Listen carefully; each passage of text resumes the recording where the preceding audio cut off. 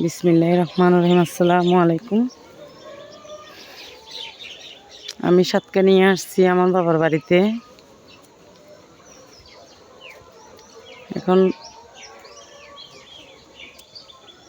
আপনাদেরকে দেখাচ্ছি এগুলো ঘুরে ঘুরে গ্রামের বাড়ি কেমন হয়। এটা পুরোটা একটা বাগান। দেখেন, এটা হচ্ছে কাঁটামারিচ শাক বলে যে, ওইটা। আমি এটা কেটে নিয়ে যাব। এগুলো তো এখানে কেউ খায় না, আর আমার শ্বশুর বাড়িতে এগুলো পাওয়াও যায় না। আমরা সব ভাই বোনেরা আসছি, 4 ভাই বোন একসাথে হয়েছি আমরা গতকাল। অনেক আনন্দ লাগতেছে, অনেক ভালো লাগতেছে। এর ভিতরে মা নাই, মার জন্য খারাপ লাগতেছে। দেখেন, সবুজে সবুজে ভরা এখানে।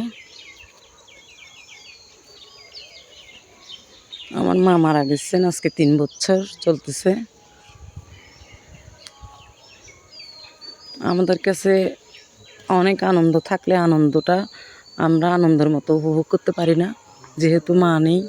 যাদের মা নেই তারাই বুঝবেন, আর যাদের মা আছে তারা যত্ন করবেন, যত্ন নেবেন, ভালোবাসবেন, মাকে সময় দিবেন।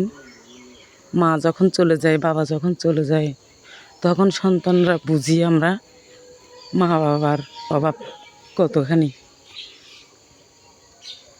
আমার মা যদি আজকে থাকতো বেঁচে, তাহলে অনেক খুশি হতো যে আমার মেয়েরা আসছে, আমার ছেলে আসছে বিদেশ থেকে, আমার ভাই আসছে বিদেশ থেকে।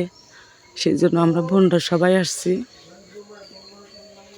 এখন আমার মা যদি বেঁচে থাকতো তাহলে অনেক খুশি হতো,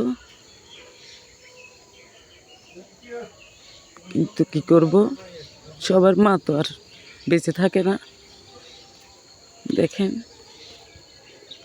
এটা হচ্ছে পারিবারিক কবরস্থান। আমার মা ওখানে শুয়ে আছে। এই যে, আপনারা আমার মার জন্য দোয়া করবেন, আমার মা যেন জান্নাতবাসী হয়।